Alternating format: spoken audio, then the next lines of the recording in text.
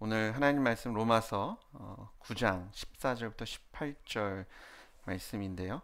오늘 하나님께 불의가 있느냐라는 제목입니다. 저희가 지난주에 봤던 그 내용과 연결되어지는 부분인데요. 같이 하나님께 주신 은혜를 좀 나누겠습니다. 잠깐 기도하겠습니다.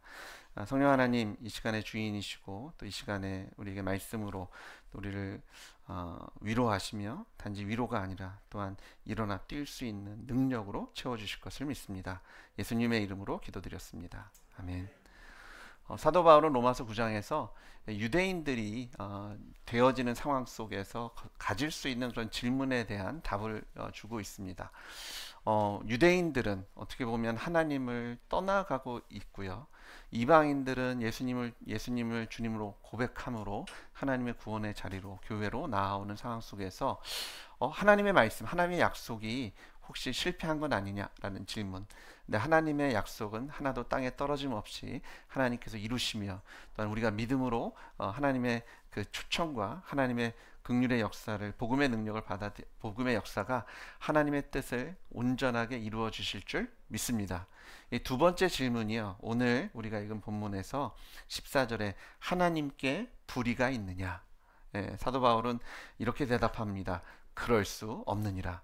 하나님은 불의하심이 없으신 정의와 공의의 하나님이신 줄 믿습니다. 그런데 이런 질문이 나온 배경이요. 저희가 읽지는 않았지만 로마서 9장 13절에 보시면 기록된 바 내가 야곱은 사랑하고 에서는 미워하였다 하심과 같으니라. 태어나지도 않은 죄송합니다. 태어나지도 않은 상황이잖아요. 야곱과 에서가 그 어머니의 태중에 있을 때 하나님께서 야곱은 사랑하고 에서는 미워하신다라고 말씀하고 있는 상황 속에서 하나님, 이거는 불공평한 거 아닙니까? 하나님 공평하시고 정의와 공의의 하나님이라고 하시는데, 근데 사도 바울은요, 이 질문에 대해서 먼저 정답을 제시하죠. 하나님은 불의하실 수 없다. 하나님은 정의와 공의의 하나님이시다. 그러면서 이것을 두 가지 예를 들어서 설명하고 있는 것을 보게 되는데요. 첫 번째는 출애굽 중에 이스라엘에 대한 이야기를 통해서 설명하십니다. 출애굽기 32장과 33장이 배경인데요. 이 32장에 보시면 출애굽기에 모세가 시내산에서 하나님으로부터 하나님의 말씀 십계명을 오고 있고요. 이스라엘 백성들은 시내산 밑에서 그런 모세가 올 것을 기다리다가 도대체 내려오질 않으니까 아론에게 우리에게 하나님을 보여달라고 얘기합니다. 그랬더니 아론이 금을 다 모아서 불에 던졌더니 송아지 모양의 신상을 만들게 되죠. 그리고 이스라엘 백성들은요, 이를 하나님이라고 부르며 그 앞에 번제와 화목제를 드리고 또 그것을 그 앞에서 뛰어놀았다라고 기록되어 있습니다. 이때 하나님께서 진노하셔서 그 모세를 제외한 이스라엘 백성들을 다 진멸하시겠다라고 말씀하십니다. 그리고 오히려 모세를 통해서 내가 한 큰 나라를 세우겠다. 내가 더 이상 이스라엘 백성을 견딜 수 없다라고 말씀하시면서 진노를 일으키시는데요. 모세는 담대함으로 하나님 앞에 나아가 이스라엘 백성들을 위해서 중보하게 되죠. 그는 하나님, 이스라엘 죄를 사해 주십시오. 차라리 나를 하나님의 생명책에서 이름을 지워주는 한이 있더라도 이들은 주님께서 용서해 주실 것을 구해요. 하나님께서는요, 모세의 이 간절한 기도를 들으셔서 이스라엘 백성을 진멸하실 것을 거두십니다. 하지만 하나님께서 뭐라고 말씀하시냐면, 이스라엘 백성이 목이 곧기 때문에 이들과 함께 계속 하다가는 내가 이들을 진멸할 수밖에 없으니까 내가 이들과 함께 동행하지 않겠다고 말씀하십니다. 그러니까 하나님의 사자를 앞에 보내서 그런 길들은 예배해 놓고 모세, 네가 이스라엘 백성들을 이끌고 출애굽 이제 가나안 땅으로 갈 것을 말씀하시는데요. 근데 모세는 끝까지 하나님을 붙잡고 하나님께서 동행해 주실 것을 간절히 기도해요. 이런 과정 속에서 나온 말씀이 오늘 사도 바울이 인용하고 있는 로마서 9장 15절입니다. 하나님께서 모세에게 이렇게 말씀하신 거예요. 내가 긍휼히 여길 자를 긍휼히 여기고 불쌍히 여길 자를 불쌍히 여기리라. 그런즉 원하는 자로 말미암음도 아니고 다른 박질하는 자로 말미암음도 아니고 오직 긍휼히 여기시는 하나님으로 말미암음이니라. 이스라엘은 구원받을 만한 하등한 이유가 없었습니다. 이스라엘이 뛰어나거나 뭐 저희가 유대인들 이렇게 똑똑하다는 얘기를 많이 하잖아요. IQ가 높고. 그런데 그런 이유가 아니라 잘났기 때문이 아니고 뭐 운동을 잘하거나 체력적인 요소가 있거나 머리가 뛰어나고 이런 여러 가지 그런 이유들을 뭐 저희가 찾아보려고 아무리 해도 하나님께서 그들을 구원하신 이유는 어떤 그런 특별한 이유가 아니라 하나님께서 그들을 불쌍히 여기셨기 때문이다라고 말씀하고 계시는 것을 우리가 확인하게 됩니다. 이스라엘을 선택하신 이유는요, 그들을 하나님께서 불쌍히 여기셔서 그들을 긍휼과 자비로 만나 주셨기 때문인 줄 믿습니다. 모세와 동행하시는 것도 하나님의 긍휼과 자비라는 거예요. 사람이 아무리 간절히 원한다고 해서 혹은 사람이 열심히 무엇인가를 했다고 해서 하나님께서 사랑해 주시고 하나님께서 부어 주신 것이 아니라 어떤 대가성으로 지불해 주신 것이 아니라 하나님의 전적인 은혜이며 하나님의 전적인 사랑임을 선포하고 계신 것을 보게 됩니다. 하나님의 자비와 사랑 그리고 하나님의 공의. 그러니까 하나님 앞에 불의가 있을 수 없죠. 하나님은 정의와 공의가 뛰어나신 분이시고 공의와 정의의 하나님이시고요. 그런 하나님이시지만 또한 하나님은 자비와 은혜와 사랑이 풍성하신 하나님이신 줄 믿습니다. 이 노아의 홍수의 사건을 보면 우리가 하나님의 공의와 하나님의 사랑을 동시에 확인할 수 있는데요. 사실 하나님은 사랑이시다는 것이 우리 교회에서 성경에서 말씀하고 있는 주된 메시지 중에 하나입니다. 그렇죠? 하나님의 사랑을 얘기할 때 사실 노아의 홍수는 상당히 어려운 이야기입니다. 하나님께서 진노하시는데요, 얼마나 화가 나셨으면 그냥 어떤 일부 지역에만 어려움을 주셔서 뭐 지진을 주시거나 홍수를 주셔서 그걸 통해서 주변에 있는 사람들이 이거 하나님 앞에 우리가 범죄하면 큰일이구나 깨우치게 하셔서 하나님께 돌아오게 하실 정도가 아니라 하나님께서 이 지구 전체를 물로 홍수를 나게 하셔서 모든 생명을 진멸하셨습니다. 이게 정말 어마어마한 사건입니다. 근데 그 안에 하나님께서 은혜를 보여주신 것은 그 와중에 하나님께서 노아의 가족을 부르시고 그 노아를 통해서 구원의 노아의 방주를 만들게 하시고 또 하나님께서 창조하신 창조물들을 보호하시고 또 인도해 주신 또한 하나님의 은혜가 또 숨겨져 있는 하나님의 은혜를 보여주신 사건이 또한 노아의 홍수의 사건인 줄 믿습니다. 자, 그리고요, 은혜가 되는 것은 하나님께서 노아의 방주를 아주 어마어마한 크기로 건축하게 하셨습니다. 하루아침에 된 것이 아니고요, 100여 년의 시간을 들여서 지을 수밖에 없었어요. 그리고 노아는 그 방주를 지으면서 물건을 가지러 마을로 내려가지 않았겠어요? 그리고 그 당시에 노아가 방주를 짓는 것은요, 아마 대단한 뉴스거리였을 겁니다. 비가 없었던 시대입니다. 그리고 하필이면 배를 짓는데 어디에 져요? 바닷가에 져야 되는데 산 위에 짓고 있고요. 규모가 감히 상상할 수 없는, 아마 그는 사람들이 질문할 때마다 왜 그런 방주를 짓습니까? 하나님께서 지금 진노하셨고 하나님께서 심판하실 겁니다. 그는 때를 얻든지 못 얻든지 기회가 될 때마다 하나님의 진노를 얘기했고 하나님께서 하지만 구원의 길을 여셨음을 이야기했을 거예요. 하나님께서는요, 그 진노 속에서도 하나님의 은혜와 사랑을, 그들의 구원의 길을 여셨고 그 홍수를 통해서 단지 하나님의 공의뿐만 아니라 하나님의 사랑과 하나님의 긍휼하심을 또한 말씀해 주고 계신 것을 믿습니다. 사람들의 그 강팍한 마음이 들을 수 없고 볼 수 없고 또 계속해서 내가 주인 되고 자신의 마음대로 살고 그들의 마음에 하나님을 두기 싫어했던 그 죄악이, 그 죄가 보지 못하고 듣지 못한 가운데 그들 스스로 하나님의 진노 아래, 하나님의 심판 아래 넘겨진 것을 바라보게 되죠. 하나님께서는요, 노아의 가족을 통해서 인류를 남겨주셨고 하나님의 은혜와 긍휼을 우리에게 보여주신 줄 믿습니다. 이 두 번째는요, 또 다른 예가 출애굽 사건 속에서 바로 이집트의 왕에 대한 이야기를 통해서 또 설명하십니다.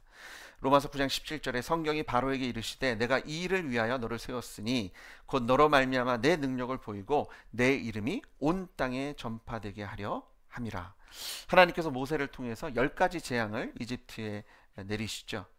그 가운데 이제 하나님께서 모세를 통해서 바로에게 이제 말씀을 하시고 만나 주시는데요. 출애굽기 9장 15절을 보시면 내가 손을 펴서 돌리병으로 너와 내 백성을 쳤더라면 내가 세상에서 끊어졌을 것이나 내가 너를 세웠음은 나의 능력을 내게 보이고 내 이름이 온 천하에 전파되게 하려 하였습니다.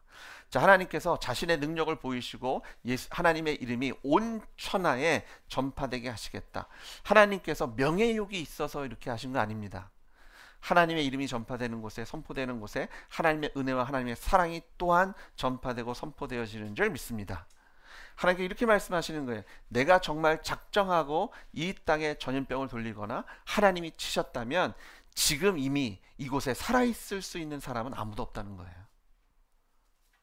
하나님께서 손을 드셨지만, 하나님께서 10가지 재앙을 통해서 말씀하고 계시지만, 하나님께서 긍휼하시고 은혜가 풍성하시기 때문에 이것을 통해서 나의 능력을 내게 보이고 내 이름이 온 천하에 전파되므로 하나님께서는 은혜와 긍휼의 길을 열어주신 줄 믿습니다.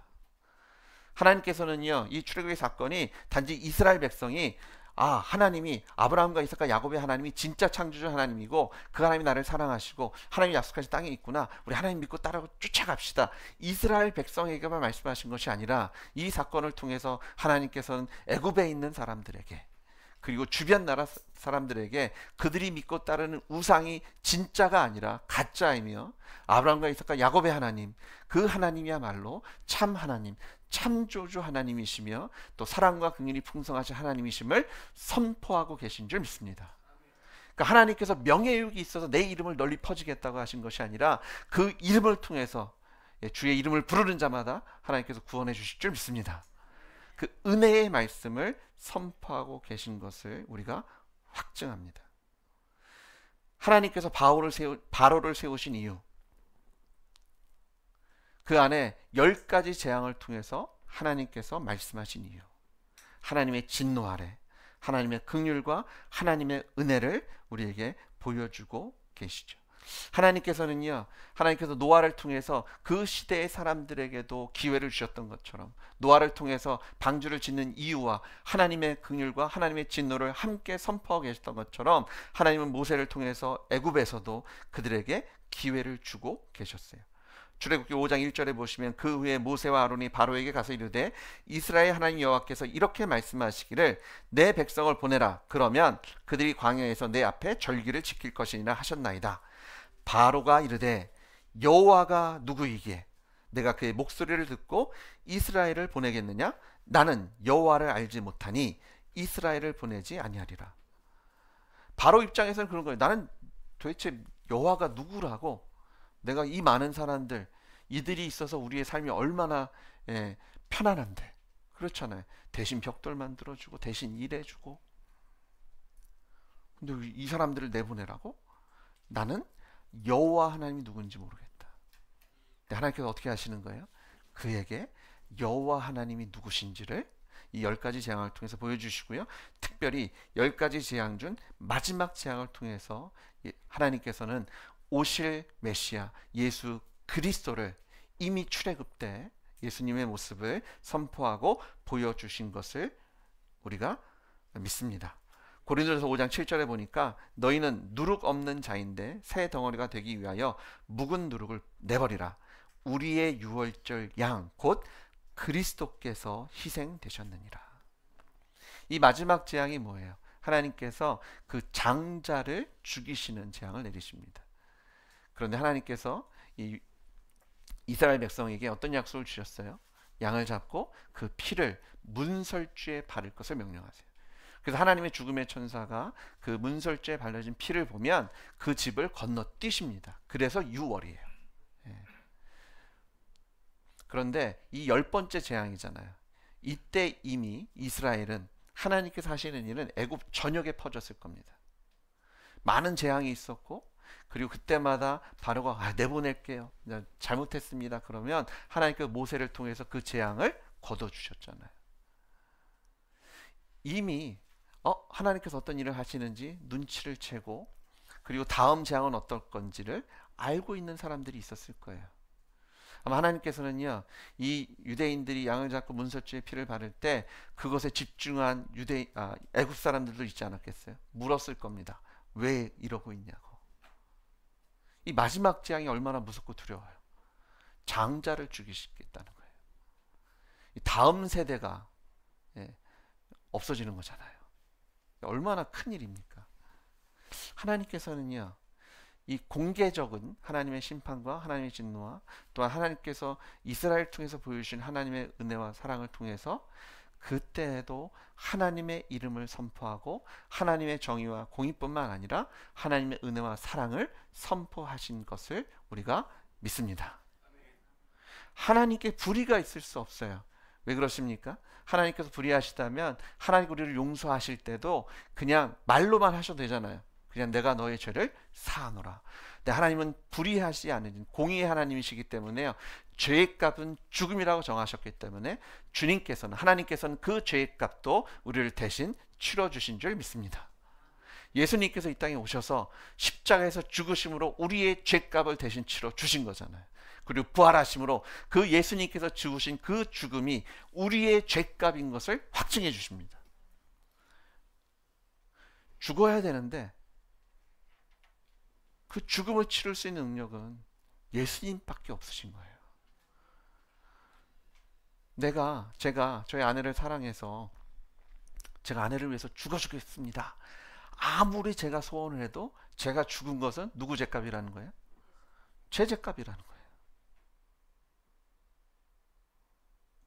예수님 부활하심으로요, 예수님께서 우리의 죄를 사하실 수 있는 능력이 있으신, 그리고 죽으심으로 우리를 그만큼 사랑하시는 것을 우리에게 확증해 주시고, 그 부활하신 예수님께서 이제 우리와 영원히 함께 하심으로 하나님께서 우리를 향한 하나님의 사랑과 은혜를 매일의 삶 속에서 확인하고 또 우리와 동행해 주심으로 영광 받아 주시는 줄 믿습니다. 하나님이 아니고서는, 그러니까 예수님께서만이 우리의 죄값을 치러줄 수 있기 때문에요, 하나님이 아니고서는 그 누구도 하나님의 구원, 하나님의 은혜와 평강을 누릴 수 없는 줄 믿으시는 여러분 되시길 주님으로 축복합니다. 우리가 하나님이 불의하신 것 아니냐라는 질문에 대답하려면 우리가 하나님이 누구신지를 알아야 돼요. 하나님의 주권, 그리고 하나님의 주권 안에서 하나님의 공의와 정의를 알아야 되고요, 그리고 하나님의 사랑과 은혜를 우리가 피부로 느껴야 될 줄 믿습니다. 근데 하나님께서 이것을 우리에게 보여주신 사건이 십자가라는 거예요. 십자가의 죽으심으로 하나님께서 공의로우신 분임을 확인해 주셨고요, 그리고 부활하심으로 우리를 사랑하시는 하나님, 우리를 사랑하실 수 있는 하나님이심을 확증해 주신 줄 믿습니다. 제가 아무리 사랑한다고 얘기해도 말로는 안 되더라고요. 이제는 보여달라고 얘기를 하고요. 이제 저희 아이들도 커서 입으로 사랑한다고 하면 별로 반응이 없어요. 지갑을 열고 시간을 내어놓고 아이들과 시간을 보내야 아빠가 나를 사랑하는구나. 하나님께서 말과 혀로 우리를 사랑하지 않으셨습니다. 하나님이 세상을 사랑하사 독생자를 이 땅에 보내시고 우리의 죄값을 대신 십자가에서 짊어지게 하심으로, 그리고 부활하셔서 우리를 사랑하실 수 있는 능력이 있으신 분임을, 우리 죄값을 대신 치러줄 수 있는 하나님이심을 확증해 주심으로 우리를 멸망이 아닌 하나님의 영생, 하나님과 영원히 동행하는 하나님의 은혜의 삶으로 인도해 주신 줄 믿습니다. 사람의 힘으로 구원받을 수 없습니다. 로마서 9장 18절에 그래서 그런즉 하나님께서 하고자 하시는 자를 긍휼히 여기시고 하고자 하시는 자를 완악하게 하신다라고 말씀하고 계신 거예요. 하나님의 주권입니다. 근데 하나님은 공의와 정의의 하나님이실 뿐만 아니라 사랑의 하나님이시기 때문에 예수님을 통해서 오늘도 우리를 하나님의 은혜와 긍휼의 자리로 초청하고 인도하고 계신 줄 믿습니다. 이미 출애굽 때에도요, 가나안 땅으로 입성하는 그 과정 속에서도 하나님은 정의와 공의만을 말씀하신 것이 아니라 그 안에 하나님의 사랑과 긍휼과 자비하심을 이스라엘뿐만 아니라 애굽 사람들에게, 그리고 가나안 땅에 살았던 모든 사람들에게 선포하셨고, 또 그들을 하나님의 그 주권으로 초청하셨어요.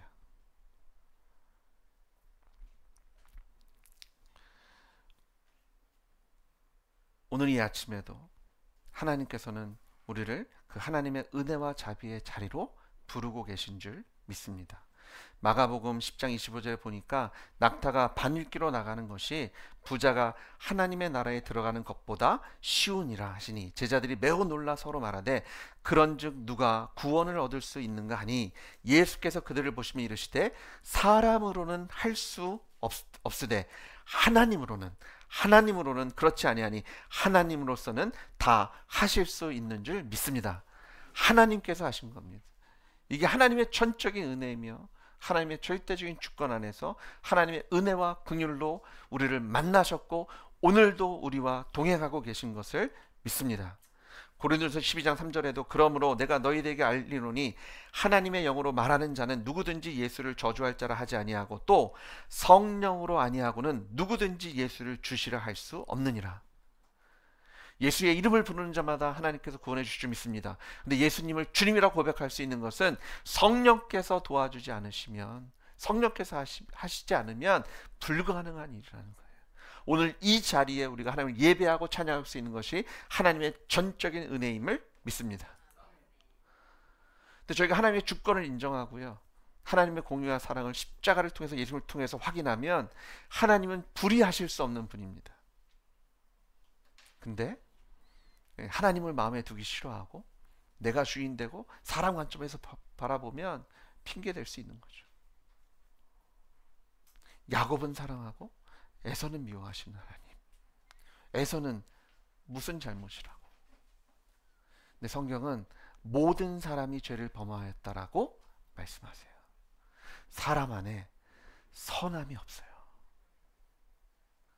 우리가 간절하게 소원해서도 아니고요, 우리가 열심히 뛰었기 때문도 아니라 하나님의 긍휼하심으로 오늘 우리를 하나님의 은혜의 자리로 불러 주셨습니다. 이것을 인정하지 않으면, 우리가 이것을 누리지 못하면 우리가 하나님 앞에 기뻐할 수가 없더라고요. 우리는 하나님의 은혜로 구원 받았어요. 하나님의 주권적인 은혜입니다. 하나님의 사랑과 은혜가 우리를 풍성하게 채우시고 오늘도 호흡할 뿐만 아니라 풍성한 삶으로 우리를 채워주시는 줄 믿습니다. 예수님을 믿지 않는 사람들이요, 얼마나 안타깝고 불쌍한지. 제가 26년을 한국을 떠나서 미국에서 살다 보니까요, 살았던 경험을 다시 돌아봤더니 처음 몇 년이 힘들었더라고요. 집 떠나면 고생이잖아요. 부모님을 떠나서 이제 제가 혼자 살아가는데 처음에는 좀 자유함도 있었어요. 아무도 저한테 관심이 안 보이니까 제가 그 대학 가면서부터 신학교를 갔으니까 뭐 1학년 때부터 뭐 중학생 애들 가르치고 선생님이었고 전도사님이었고, 그러니까 어떻게 보면 좀 그래서 이제 갔는데 아무도 절 모르잖아요. 아, 자유함이다. 유혹도 있고 좀 방탕하게 살아도 아무도 뭐 관심이 없으니까 그런 어려움도 있더라고요. 거기에 이제 저 혼자 결정해야 돼요. 좀 물어볼 사람도 있었고 대신 그런 결정을 도와줄 사람도 있었는데 이제 혼자 이제 미국에 가니까 그 가장 힘들었던 건 밥 해먹는 거였습니다. 빨래는 왜 이렇게 귀찮은지. 밥도 해먹고 빨래도 제가 해야 되고 거기다가 이제 중요한 결정들을 제가 스스로 해야 되는 것들이 부담이 되다가 어느 순간에 제가 잘 먹고 잘 살고 있더라고요. 익숙해진 거예요. 성경은 예수님 믿지 않는 사람들을 어떻게 표현해요? 잃어버린 영혼이라고 표현합니다. 탕자의 비유에서는요, 집 떠난 아들로 표현해요. 하나님께서 창조하셨고 하나님의 형상으로 창조되어진 사람들이 하나님을 마음에 두기 싫어해서 하나님을 버리고 떠난 거잖아요. 그래도 불편함을 느낀다면 다행입니다. 왠지 좀 공허하고 뭔가 부족하고 누군가가 이것을 채워줘야 되겠는데, 어떤 것이 날 채워야 되겠는데, 이런 마음이라도 있으면 다행인데, 이게 시간이 좀 지나면 불편함 없이 이게 그냥 사람 사는 거지, 또 나름 뭐 자유함도 있고 편안함도 있고 그냥 다 이렇게 살지, 이러면 부족함이 없는 것을 느끼면 사실은 집 돌아갈 생각을 안 할 거 아니에요. 이게 참 얼마나 이렇게 힘들고 외롭고 혼자 하는 싸움을 싸워가는지. 근데 탕자의 비유를 보시면 아버지는 어떻습니까? 밤에 잠을 못 자요. 문을 못 잠 거예요. 요즘으로 치면 그 집 문에 비밀번호를 아마 아들이 돌아올 때까지 못 바꿨을 겁니다. 잠을 자도 선잠을 자고 소리만 들려도 비슷한 옷을 입은 사람 뒷모습만 봐도 어쩌면 뛰어갔을지도 모르겠어요. 혹시 미안한 마음에 들어오지 못하고 집 주변을 방황하고 있는 건 아닌지. 그게 아버지의 마음이잖아요. 그런데 좀 돌아올 생각이라도 가지면 그래도 기회가 있는데, 그냥 마냥 괜찮은 줄 알고 살아가는 그 사람들, 참 얼마나 안타깝고 슬프고 어려운 일인지. 근데 하나님께서는요, 노아를 부르셔서 방주를 짓게 하셨고, 모세를 통해서 이스라엘 백성을 세우셔서 그들을 제사장 나라로 삼으셔서 그 죽어가는 영혼들, 잃어버린 영혼들을 찾으셨던 것처럼, 지금 이 시대에 하나님께 우리 교회를 하나님의 구원의 방주로 삼으시고 여러분을 하나님의 일꾼으로 삼으셔서 지금도 죽어가는 영혼, 잃어버린 그 영혼들을 부르고 계시고 하나님의 은혜로 초청하고 계신 것을 믿습니다. 우리가 지난 주일 이웃 초청 잔치를 했습니다. 이제 끝났다. 아닙니다. 이 일은 계속되어져야 하는 일인 줄 믿습니다. 교회를 방문하셨던 분들, 복음 들으셨잖아요. 그들이 하나님의 그 예수님의 십자가 부활의 복음을 통해서 하나님께 돌아올 수 있도록 계속해서 기도해 주셔야 됩니다. 그들을 계속 만나 주시고 연락해 주시고 확인해 주셔야 됩니다. 그리고 이제 내년 이웃 초청 그 날을 기대하시면서 전도 대상자들을 또 정해 주셔야 돼요. 뭐 몇 년째 같은 분일 수도 있고요. 아니면 하나님께서 새로운 영혼을 우리에게 맡겨주실 수도 있지만, 저희가 오늘부터 시작하셔야 돼요. 기도하셔야 되고 밑작업하셔야 되고 만나주셔야 합니다. 노아가 100여 년의 시간을 방주를 지으면서 그는 시간이 날 때마다 그가 방주를 짓는 이유를 설명했을 거예요. 우리가 왜 주일마다 단정한 옷을 입고 거기다 빈손으로 오는 것도 아니라 헌금까지 챙겨가지고 교회로 오는지, 왜 아침에 그 바쁜 시간에 새벽 예배로 아니면 각자의 자리에서 기도를 하고 큐티를 하고 경건의 생활을 하는지, 왜 식사할 때마다 그냥 먹지 않고 기도를 하는지, 왜 다른 사람이 보면 좀 호구라고 얘기 들을 정도로 인내하고 참고 견디며 사랑하고 있는지, 그것이 우리가 지금 하나님의 구원의 방주를 짓고 있는 거 아니에요? 우리 교회가, 우리 사랑하는 지체 여러분들이 하나님의 일꾼이 되어서 예수의 부활을 선포하고 하나님께서 이 세상을 사랑하시는 하나님의 사랑의 메신저의 역할을 감당해야 할 줄 믿습니다. 에베소 6장 10절에 보니까 우리의 씨름은 혈과 육을 상대하는 것이 아니요 통치자들과 권세들과 이 어둠의 세상 주관자들과 하늘에 있는 악의 영들을 상대함이라고 말씀하십니다. 이 싸움이 쉬운 싸움이 아닙니다. 이 시대, 이 어두운 시대에 도전이 많고 질문이 많고 하나님의 언약이 실패한 거 아닙니까? 하나님 불의하신 분 아닙니까? 이런 질문들이 난무하는 이 땅에서 이 영적인 싸움을 감당하기 위해서 우리는 기도해야 돼요. 에베소 6장 18절에 보니까 모든 기도와 간구로 하되 항상 성령 안에서 기도하고 이를 위하여 깨어 구하기를 항상 힘쓰며 여러 성도를 위하여 구하라고 말씀하세요. 성령 안에서 기도하라고 말씀하십니다. 이 성령 안에서 기도하라는 것은요, 먼저 우리가 하나님의 은혜를 누리는 자가 되어야 합니다. 하나님 안에서 기도한다는 것은요, 내가 지금 누리고 있는 하나님의 은혜와 사랑이 얼마나 크고 놀라운지를 아셔야 돼요. 우리는 다 죽을 수밖에 없는, 하나님 영원한 형벌을 받을 수밖에 없는 죄인들이었어요. 하나님의 전적인 은혜로 하나님께서 우리를 구원해 주셨습니다. 그냥 구원해 주실 뿐만 아니라 우리에게 풍성한 삶을 약속해 주셨고요, 또한 하나님의 빛과 소금, 구원의 방주의 사명을 우리에게 주신 줄 믿습니다. 우리가 먼저 하나님께서 우리에게 주신 은혜, 이 구원의 기쁨이 없으면, 이것을 감사하고 이것을 향한 하나님께 우리에게 주신 그 하나님의 사랑에 우리가 푹 젖어 있지 않으면 다른 사람에게 열심히 전하시겠어요? 다른 사람에게 정말 여기 좋은 게 있다라고 자랑하시겠어요?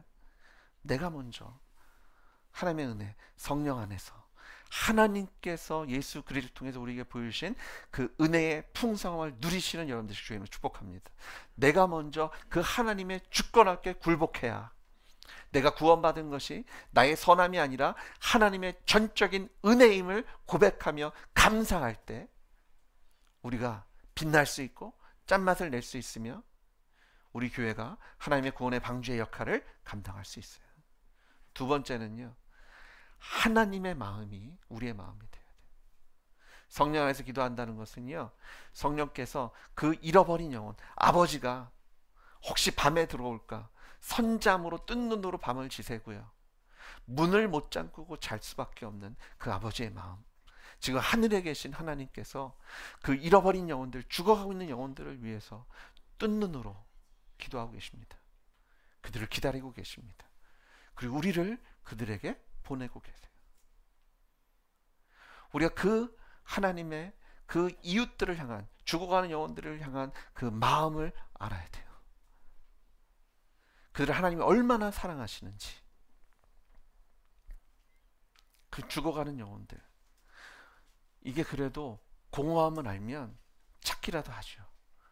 근데 그냥 세상에 거기에 너무너무 익숙해져서 불편함을 모르고 행복하다라고 착각까지 하면서 살아가는 그 사람들, 진리를 이미 알고 있고 나는 이미 행복하다라고 여기고 살아가는 그 사람들, 하나님께서 그들을 불쌍히 여기시고 그들을 사랑하고 계십니다. 우리 안에 그들을 향한 사랑과 하나님의 마음을 가져야 할 줄 믿습니다. 이것을 위해서 우리가 기도하셔야 돼요. 나를 위해서 기도하셔야 되고요, 또한 교회가 서로를 위해서 기도해야 할 줄 믿습니다.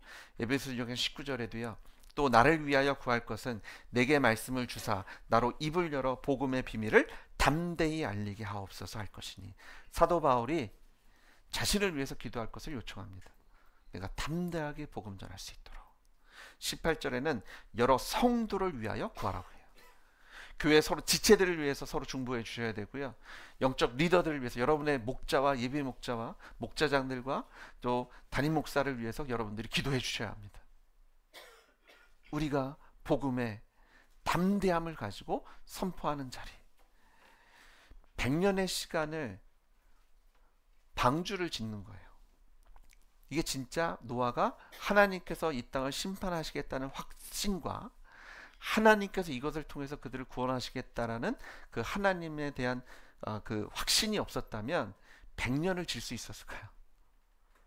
이게 그 축구 경기장보다 더 긴 건물입니다. 이 땅에 존재하는 웬만한 그 생물들을 다 실을 수 있는 크기입니다. 먹을 것까지. 그거를 8명이서 만든 거예요.